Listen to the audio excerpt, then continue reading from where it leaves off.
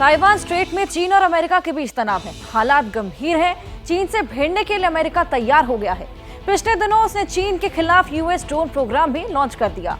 और यही नहीं, अमेरिका ने 31 अगस्त को कुछ ऐसा किया जिसे देखकर चीन बौखला गया।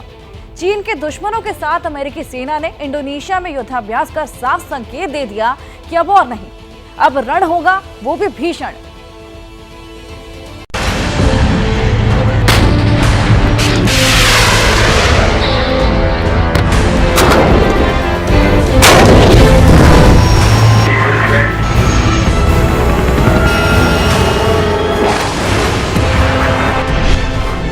अमेरिका के राष्ट्रपति जो बाइडेन 7 सितंबर को भारत के लिए रवाना होंगे। 8 सितंबर को भारत के साथ दिल्ली में द्विपक्षीय वार्ता करेंगे। 9 और 10 सितंबर को अमेरिकी राष्ट्रपति भारत में आयोजित G20 सम्मेलन में शिरकत करेंगे। लेकिन चीन के राष्ट्रपति शी जिनपिंग इस मंच से गायब होंगे।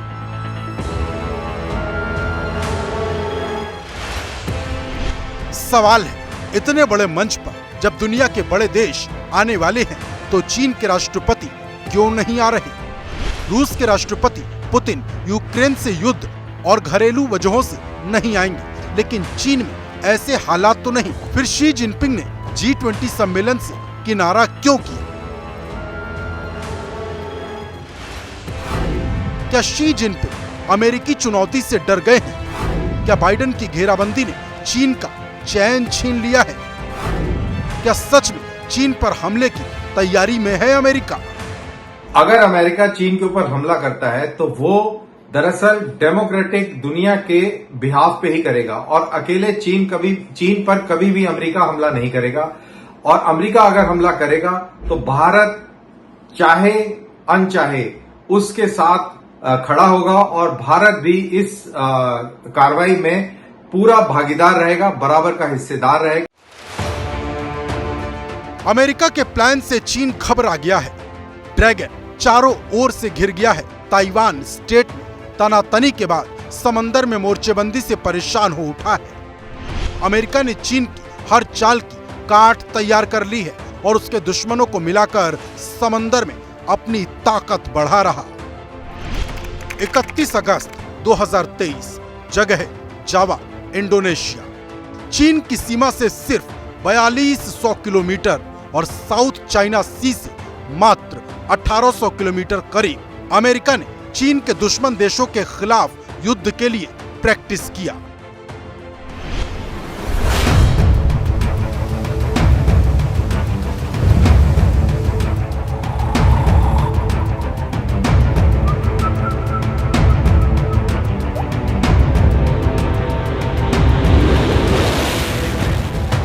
इस युद्धाभ्यास में शामिल देशों की पोजीशन को देखेंगे तो आप समझ जाएंगे कि अमेरिका का प्लान क्या है।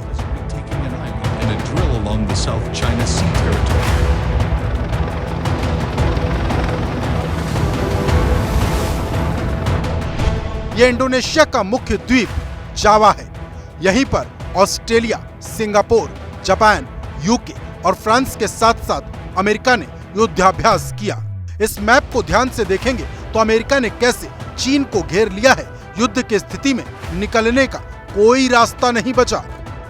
अमेरिका और चाइना की सेनाओं की अगर तुलना की जाए, कहते चीन के पास नेवी के बहुत शिप हो गए, अमेरिका के बराबर शिप हो गए, लेकिन जब क्वालिटी देखी जाए तो फर्क क्वालिटी में है। इलेक्ट्रॉनिक्स, सैटेलाइट, कम्युनिकेशन, एक कोऑर्डिनेटेड बैटल, ये सब चीजों में अमेरिका चाइना से बहुत आगे है।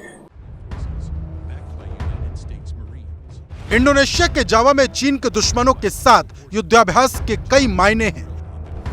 ड्रैगन दक्षिण चीन सागर में दखल के साथ ही इंडोनेशिया के आसपास के इलाकों में अपनी दादागिरी चला रहा था। इंडोनेशिया सिंगापुर जैसे देशों के लिए खतरा बनता जा रहा था। ऐसी स्थिति में ये युद्धाभ्यास चीन की बड़ी चुनौती है। उसके घमंड को चूर करने का प्लान है। मेरा मानना है कि अगर चीन और अमेरिका के बीच में युद्ध होता है तो चीनी सेना अलग थलग पड़ जाएगी, क्योंकि चीनी सेना के पास में उस तरीके का कोई गठबंधन नहीं है जैसा कि अमेरिका के साथ में। अमेरिका की अगर बात करें और भारत की अगर बात करें तो दोनों के अपने अपने सहयोगी दोस्त मित्र देश है। अमेरिकी और इंडोनेशियाई सैनिक 2009 से लाइव फायर ड्रिल आयोजित कर रहे हैं। ऑस्ट्रेलिया, जापान और सिंगापुर पिछले साल इसमें शामिल हुए थे। यूनाइटेड किंगडम और फ्रांसीसी सेनाएं इस साल के सुपर गरुड़ शील्ड अभ्यास में शामिल हुई, जिसमें कुल 5000 जवान ने अपनी ताकत दिखाई। चीन इस अभ्यास को एक खतरे के रूप में देखता है और अमेरिका पर क्षेत्र में चीन के बढ़ते सैन्य और राजनयिक प्रभाव को कम करने के लिए नाटो के समान एक इंडो पैसिफिक गठबंधन बनाने का आरोप लगाता है।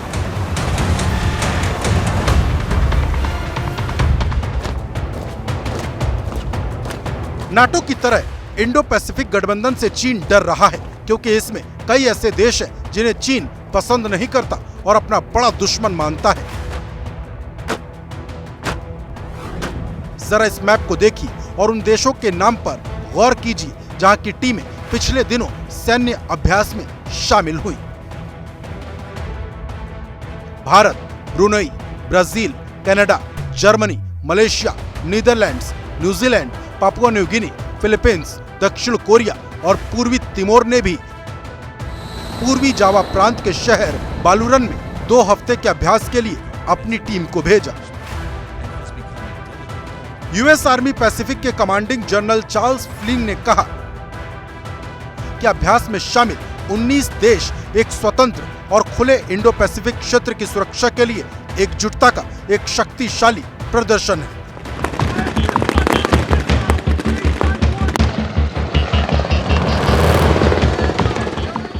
जकार्ता में अमेरिकी दूतावास से जारी एक बयान में चार्ल्स फ्लिन ने भी कहा, सुपर गरुड़ शील्ड 2023 पिछले साल की जबरदस्त सफलता पर आधारित है।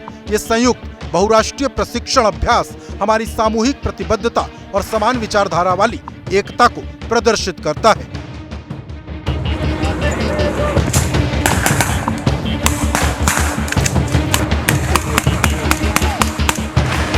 इसमें कम से कम 2100 अमेरिकी और 1900 इंडोनेशियाई सेना के जवान हैं, जो जमीन, समंदर और आसमान में अपनी सुरक्षा की बारीकियां सीखेंगे और जरूरत पड़ने पर दुश्मन को पल भर में धूल चटा देंगे।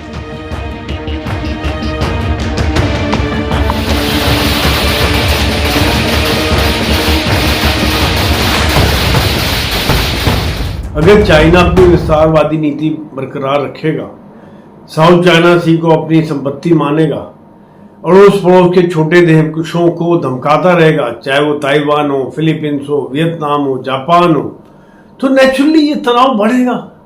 अमेरिका की अपनी बेसिस हैं, ताइवान के साथ मित्रता है, जापान में उनकी बेसिस है, साउथ कोरिया में बेसिस है।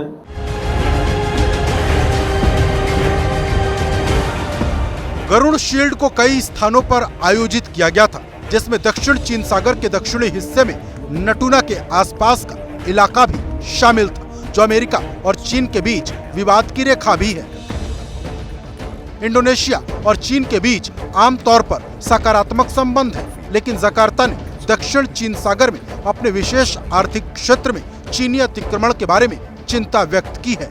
बीजिंग की एक तरफा घोषित 9 डैश लाइन के साथ ओवरलैप होता है। इस इलाके में चीनी तटरक्षक जहाजों और मछली पकड़ने वाली बोट की गतिविधियों से जकार्ता परेशान है, और यही वजह है कि इंडोनेशिया की नौसेना को जुलाई 2020 में नातूना के आसपास के पानी में एक बड़ा अभ्यास करने के लिए मजबूर किया।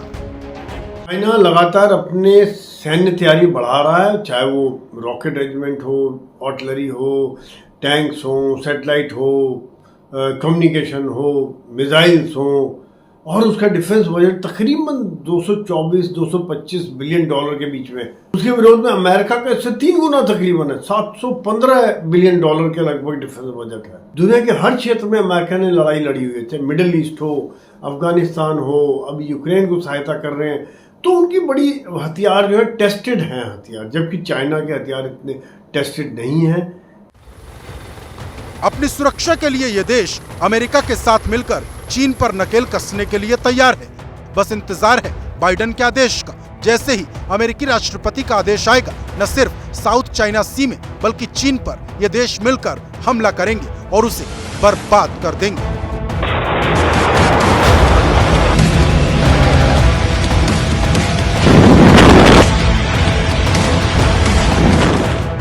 एक्सपर्ट का कहना है कि चीन जैसे ही ताइवान पर हमला करेगा वैसे ही बाइडेन ड्रैगन के खिलाफ युद्ध का आदेश दे देंगे। खबर है कि चीन ने ताइवान पर हमले की तैयारी कर ली है। वो किसी भी वक्त ताइवान पर हमला कर सकता है और बाइडेन उसी वक्त का इंतजार कर रहे हैं।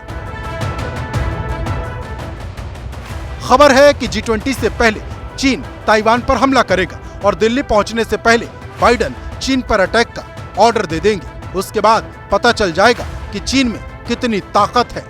एक्सपर्ट्स का मानना है कि अगर अमेरिका ने चीन पर हमला कर दिया तो बहुत बर्बादी होगी, उसका असर पूरी दुनिया पर होगा, लेकिन ड्रैगन बिल्कुल तबाह हो जाएगा।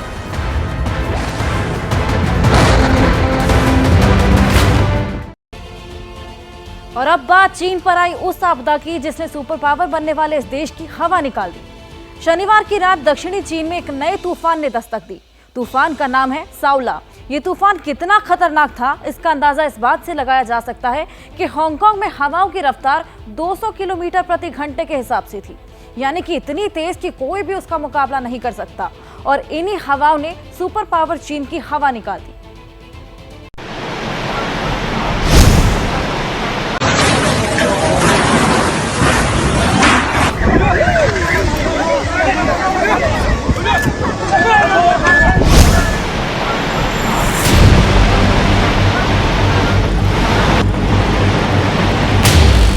या सितंबर में चीन का सत्यानाश होने वाला है?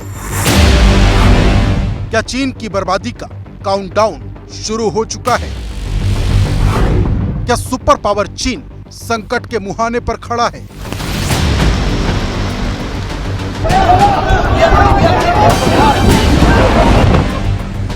ये कुदरत का ऐसा प्रहार है जिसने पड़ोसी देश चीन में हाहाकार मचा दिया है।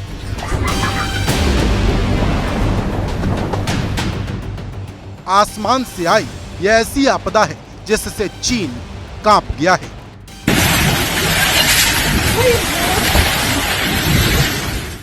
अगस्त के महीने में जो तबाही शुरू हुई थी वो सितंबर आते आते विकराल हो चुकी है।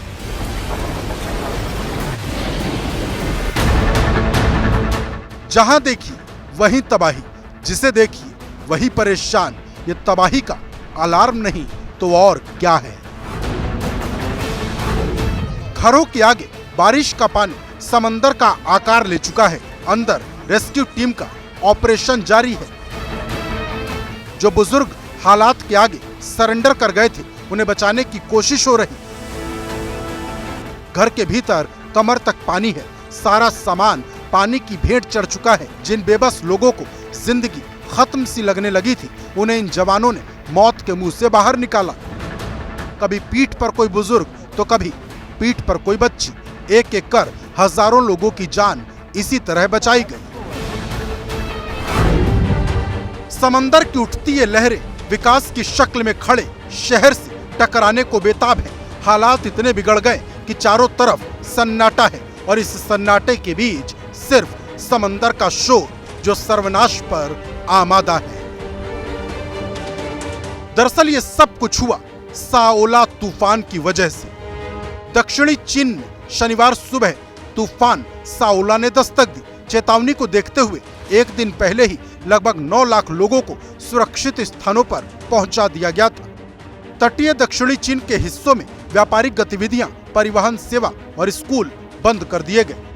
जुहाई शहर में रात 3:30 पर यह शक्तिशाली तूफान आया। जुहाई शहर हांगकांग के ठीक दक्षिण में मौजूद है।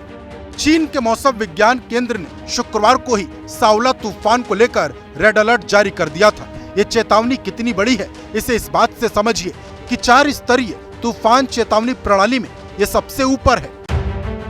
तूफान की रफ्तार लैंडफॉल से पहले 200 किलोमीटर प्रति घंटा थी। ग्वांगडोंग और फुजियान प्रांत में सबसे ज्यादा तबाही मची। लैंडफॉल से पहले तूफान कमजोर पड़ गया था। हांगकांग में तूफान की रफ्तार चीन में लैंडफॉल से पहले कहीं ज्यादा थी। हांगकांग में स्टॉर्म सिग्नल 10 पर रखा गया था, लेकिन शनिवार सुबह तक इसे कम कर 8 कर दिया गया था। साओला तूफान में सब कुछ उजड़ गया। मकान, दुकान, पेड़, सड़क, यहाँ तक कि इंसान भी इस तूफान को नहीं झेल पाए, क्योंकि हांगकांग में हवाओं ने ऐसा कोहराम मचाया कि जिंदगी पर मानो ब्रेक लग गया। चेतावनी को देखते हुए शुक्रवार को ही ग्वांगडोंग में 7,80,000 लोगों को जोखिम वाले क्षेत्रों से बाहर निकाला गया, जबकि पड़ोसी फुजियान प्रांत में 1 लाख लोगों को सुरक्षित स्थानों पर पहुंचा दिया गया। ज्यादातर कामकाजी लोग घरों पर ही रहे, जबकि स्कूलों को अगले सप्ताह तक के लिए बंद कर दिया गया है। हांगकांग के शेयर बाजार में शुक्रवार को कामकाज बंद रहा। इसके अलावा लगभग 460 उड़ानें रद्द होने से सैकड़ों लोग हवाई अड्डे पर फंसे रहे। कुदरत जब प्रहार करता है तो अंदाज ऐसा ही होता है। सोचिए, जहां 200 किलोमीटर प्रति घंटे की रफ्तार से हवाएं चले, वहां हालात क्या होंगे। तूफान ने हांगकांग और चीन के दक्षिणी हिस्से में जैसे ही दस्तक दी, पड़ोसी मुल्क का गुरूर टूट गया। जो चीन अपने विकास पर इतराता है, इस तूफान ने उसकी नींव हिलाकर रख दी। हांगकांग में विनाश इस वजह से ज्यादा हुआ क्योंकि ये 3 तरफ से समंदर से घिरा है, यानी तीनों ही तरफ से पानी की मार पड़ी और पूरा का पूरा इलाका पस्त पड़ गया। पेड़ों ने जमीन छोड़ दी, घरों की नींव उखड़ गई, इंसानों का भ्रम टूट गया और हुक्मरानों की अकड़ निकल गई। साओला तूफान इतना शक्तिशाली था कि कुछ ही देर में चीन को चारों खाने चित कर गया। खतरा सिर्फ चीन तक सीमित नहीं है, बर्बादी की घंटी तो ताइवान तक बज रही है। यहाँ हाईकुई तूफान का अलर्ट है। इसी तूफान के डर से हवाई यात्रा, रेल सेवा और नौका सेवाओं को रोक दिया गया। सरकार ने मजदूरों से अपील की कि बहुत ज्यादा जरूरत पड़ने पर ही घर से बाहर निकलें। चीन हो या ताइवान, दुनिया के नक्शे पर उभरा यह हिस्सा बीते कई दिनों से आसमानी आफत झेल रहा। चीन में तो 1 महीने के भीतर दूसरी बार तूफान ने दस्तक दी। अगस्त में डोक्सुरी तूफान ने हाहाकार मचाया, जिसने कई शहरों में बर्बादी के निशान छोड़े थे। अब सवाल यह है कि चीन और उसके आसपास के इलाकों में इतना ज्यादा तूफान क्यों आ रहा। तो समझिए, गर्मियों के दौरान चीन के कई इलाकों में भारी बारिश और बाढ़ आम बात है, लेकिन पिछले कुछ साल से हांगकांग और चीन में बाढ़ और तूफान विकराल रूप लेने लगे हैं। 2021 में तो चीन में बाढ़ ने 1000 साल का रिकॉर्ड तोड़ा था। जानकार कहते हैं कि इसके पीछे कुदरत से चीनियों की छेड़खानी वाली कारस्तानी है। चीन में 1 लाख के करीब बांध हैं। बांधों की इतनी संख्या दुनिया के किसी भी देश में नहीं, यानी जितना ज्यादा विकास उतना ज्यादा नुकसान का खतरा। बात दिल्ली में होने जा रहे G20 समिट की। दिल्ली में G20 समिट की तैयारियां करीब पूरी हो चुकी हैं। 9 से 10 सितंबर को होने वाले समिट के लिए किस तरह की तैयारी की गई है, सुरक्षा व्यवस्था की क्या कुछ तैयारियां हैं, इस रिपोर्ट में देखिए।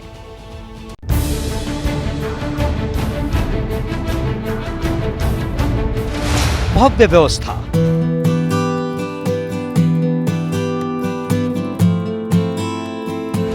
चाक चौबंद सुरक्षा,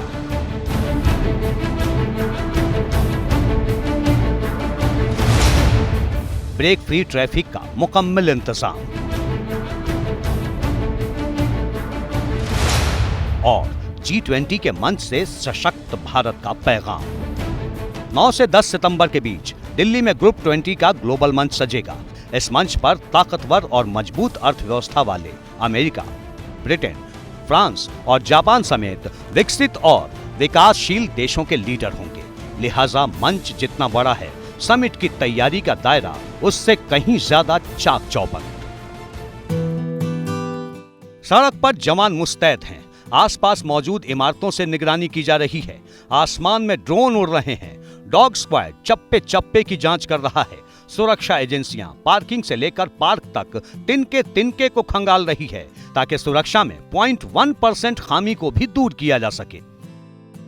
यानी समिट से पहले नई दिल्ली क्षेत्र को अभेद्य किले में बदल दिया गया है।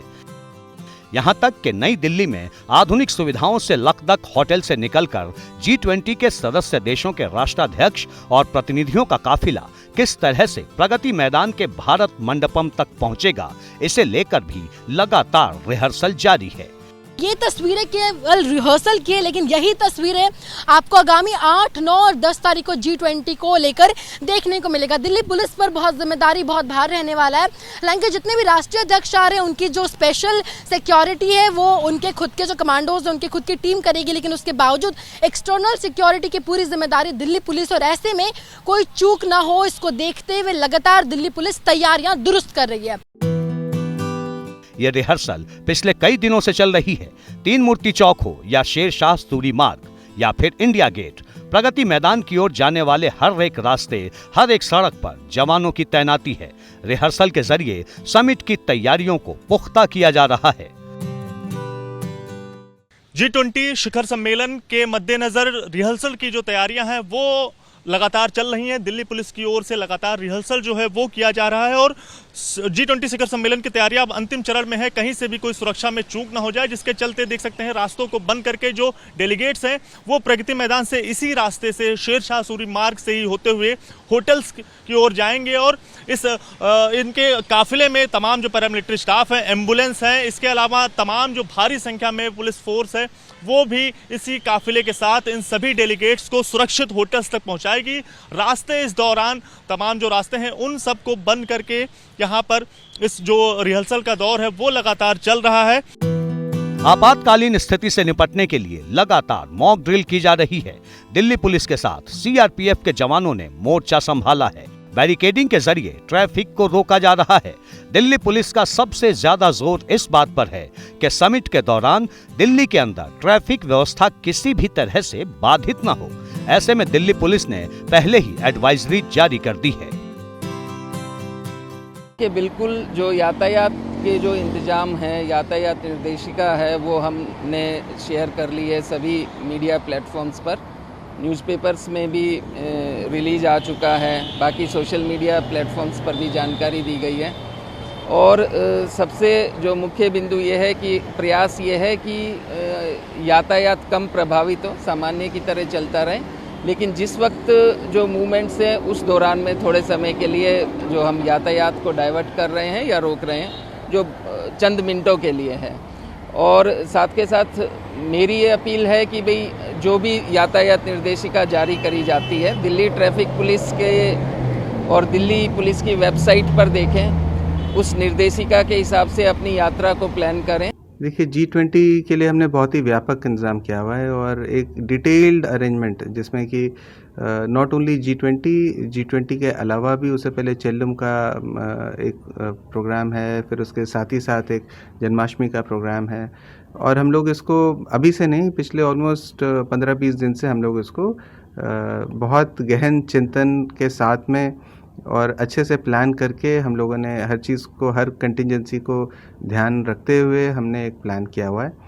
और इसमें बॉर्डर पिकेट्स भी आते हैं, जो यमुना के ऊपर हमारे ब्रिजेस हैं वो भी आते हैं, और जो स्ट्रेटेजिक पिकेट्स हैं बीच में वो भी आते हैं, और जो खादर एरिया है, क्योंकि यमुना के उस तरफ में जो फंक्शन है, इस तरफ में खादर है, तो खादर की प्रॉपर पेट्रोलिंग दिन में किस तरह होगी, रात में किस तरह होगी, और जो हमारे पास आउटर फोर्स आएगा उससे किस किस जगह पे फ्लैग मार्च कराना है, वो सारा चीज़ हम लोगों ने प्लान किया हुआ है।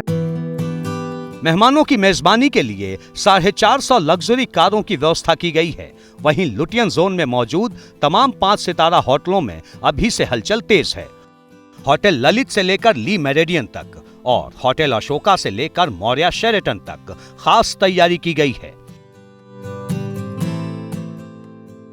अमेरिका के राष्ट्रपति जो बाइडेन दिल्ली के मौर्या शेरेटन होटल में रुकेंगे तो जापान और कनाडा के प्रधानमंत्री होटल द ललित में रुकेंगे। यहाँ कैसी तैयारी की गई है ये देखकर आप दंग रह जाएंगे। देश में G20 समिट को लेकर के तैयारियां जो हैं वो जोरों शोरों से चल रही है। देश की राजधानी दिल्ली को दुल्हन की तरह सजा दिया गया है, क्योंकि कई देशों के राष्ट्राध्यक्ष जो है वो यहाँ दिल्ली में जुटेंगे और दिल्ली के जो होटल्स हैं उनमें किस तरीके की तैयारियां की गई हैं इसका जायज़ा लेने के लिए ABP न्यूज़ जो है वो दिल्ली के अलग अलग होटलों में जा रहा है। फिलहाल हम इस वक्त होटल ललित में मौजूद हैं और यहाँ पर जो स्वागत की तैयारियाँ हैं वो बेहद ख़ास अंदाज में जो है वो की गई हैं। इंडिया गेट के पास मौजूद होटल ली मेरिडियन की छत पर हेलीकॉप्टर उतारने का अभ्यास किया जा रहा है। इस बात की जानकारी ली जा रही है कि एयरपोर्ट से ली मेरिडियन तक पहुंचने में कितना वक्त लगेगा? बताया जा रहा है कि ली मेरिडियन में स्पेन का डेलीगेशन रुकने वाला है।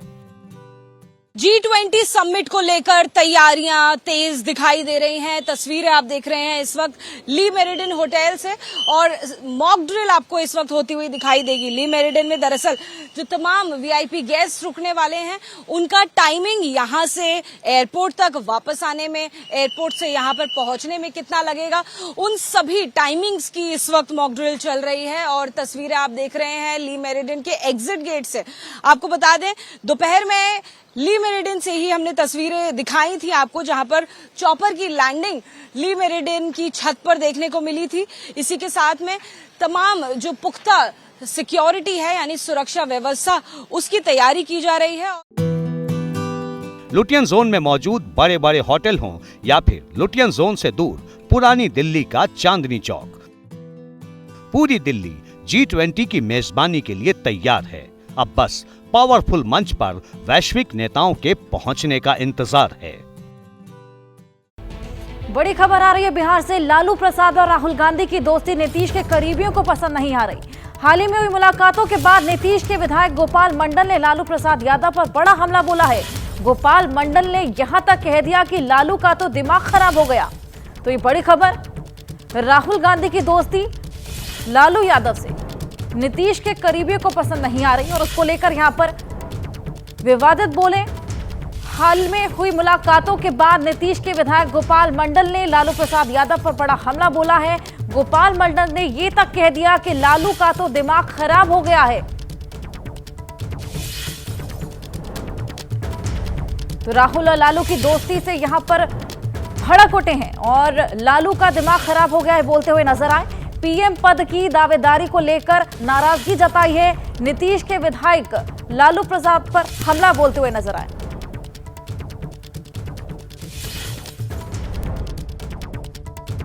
पूरे हिंदुस्तान के लोग को नीतीश कुमार ने संगठित किया। किसी के कहने से कोई प्रधानमंत्री बन जाएगा। हम तो एक ही बात कहेंगे, लालू जी बेकबड़ों के मसीहा है। हम लोग कोई पुराने लीडर रह चुके हैं, हंसाने का काम करते हैं, बुलाने का काम करते हैं। तो उन्होंने बोला कि ये राहुल जी को प्रोजेक्ट, आप लोग कहते हैं राहुल जी को, तो ये नहीं कहते राहुल जी उस योग्य नहीं है। उनके कुल खानदान प्रधानमंत्री बनते आए हैं, सही बात है। लेकिन सिर्फ हमारे लालू जी के कहने से नहीं हो जाएगा। उनका किडनी प्लांट हुआ है, ये हुआ है, थोड़ा उनका दिमाग सठिया गया है। तो लालू यादव का दिमाग खराब हो गया है बोलते हुए नजर आए। पीएम पद की दावेदारी को लेकर नाराजगी भी जताई। ऐसे में नीतीश के विधायक का ये वीडियो हमने आपको दिखाया। लालू प्रसाद पर हमला बोलते हुए नजर आए। राहुल और लालू की दोस्ती पर भी यहां पर नाराजगी जताई थी, उसको लेकर भी विवादित बोल, और ऐसे में पीएम पद की दावेदारी को लेकर भी नाराजगी जताते हुए नजर आए। तो हाल ही में लालू प्रसाद यादव और राहुल गांधी की नजदीकियां जो बढ़ी, उसको लेकर यहां पर नाराजगी जताते हुए नजर आए। लालू यादव का दिमाग खराब हो गया है ये बोलते हुए भी नजर आए। तो नीतीश के विधायक लालू प्रसाद यादव पर यहां पर भड़क उठे, हमला बोलते हुए नजर आए हैं।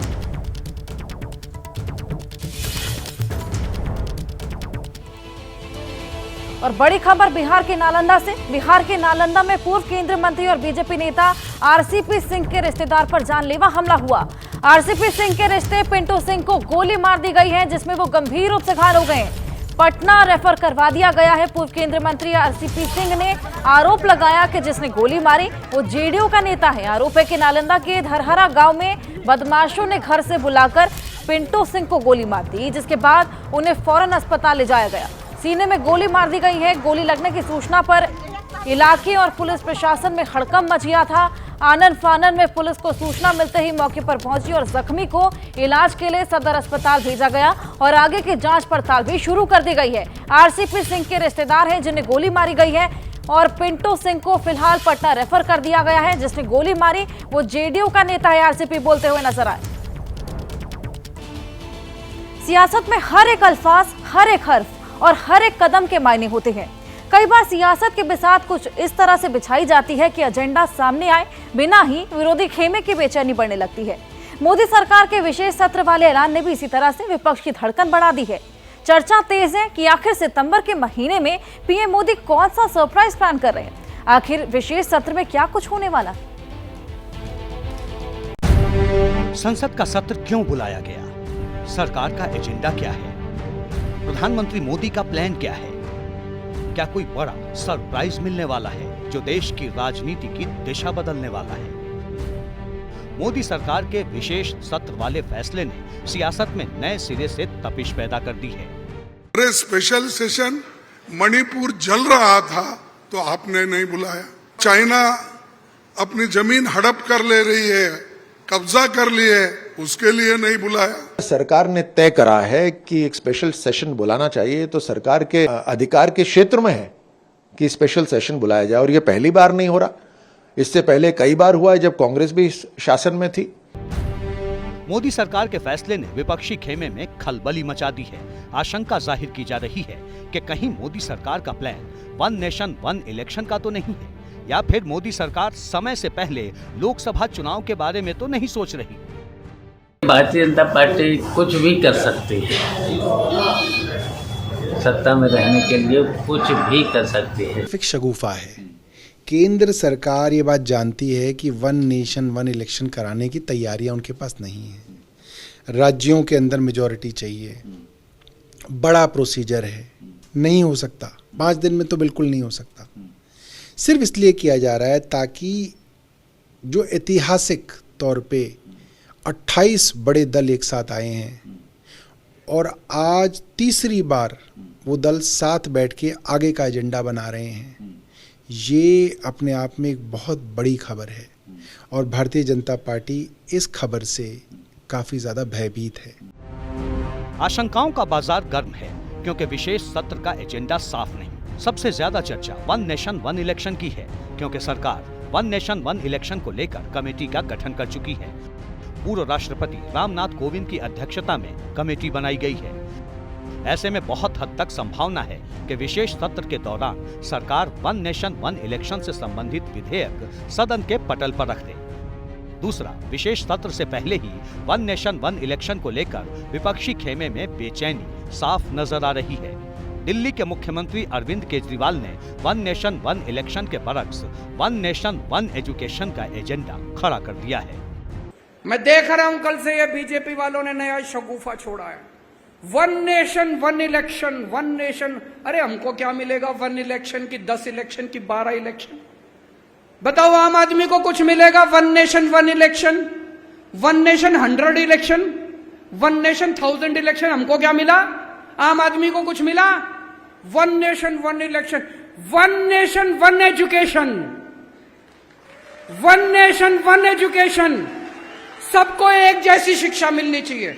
अमीर के बच्चे को भी, अंबानी के बच्चे को, अडानी के बच्चे को जैसी शिक्षा मिलती है वैसे मेरे किसान के और मजदूर के बच्चों को मिलनी चाहिए शिक्षा। अब सवाल है कि क्या वाकई सरकार वन नेशन वन इलेक्शन से जुड़ा बिल लाने वाली है? क्या सरकार समय से पहले चुनाव की तैयारी कर रही है, या फिर संसद में महिला आरक्षण से जुड़ा बिल पेश हो सकता है? क्या मणिपुर और कश्मीर को लेकर कोई बड़ा ऐलान हो सकता है? संसद के विशेष सत्र को लेकर कितने ही सवाल हैं जिनके जवाब आने अभी बाकी हैं, लेकिन एक तर्क पर सभी मुतमईन नजर आते हैं। ये तर्क है कि मोदी सरकार कोई बड़ा मास्टर स्ट्रोक खेलने की तैयारी में है। विशेष सत्र पहले भी बुलाए जाते रहे और जब कोई आवश्यक कार्य होता है, कोई विधायी कार्य निपटाने के लिए निश्चित रूप से आवश्यक सत्र बुलाए जाते हैं, तो कोई आवश्यक विधायी कार्य होंगे उनको संपन्न करने के लिए ये विशेष सत्र हैं, तो विपक्ष को इनका स्वागत करना चाहिए। यानी तैयारी बड़ी है और कहीं न कहीं इसके तार आने वाले लोकसभा चुनाव से जुड़े हैं। अब समझिए वो कौन सी संभावनाएं हैं जो संसद में सरप्राइज के रूप में नजर आ सकती हैं। कश्मीर को मिलेगा पूर्ण राज्य का दर्जा। सुप्रीम कोर्ट में अनुच्छेद 370 हटाने को लेकर दायर याचिकाओं पर सुनवाई जारी है। सुप्रीम कोर्ट जम्मू कश्मीर में चुनाव को लेकर सरकार से सवाल कर चुका है। सुप्रीम कोर्ट ने ये भी सवाल किया है कि जम्मू कश्मीर को राज्य का दर्जा कब तक मिलेगा। ऐसे में संभावना जताई जा रही है कि कि मुमकिन है कि सरकार जम्मू कश्मीर को लेकर कोई बड़ा फैसला ले ले।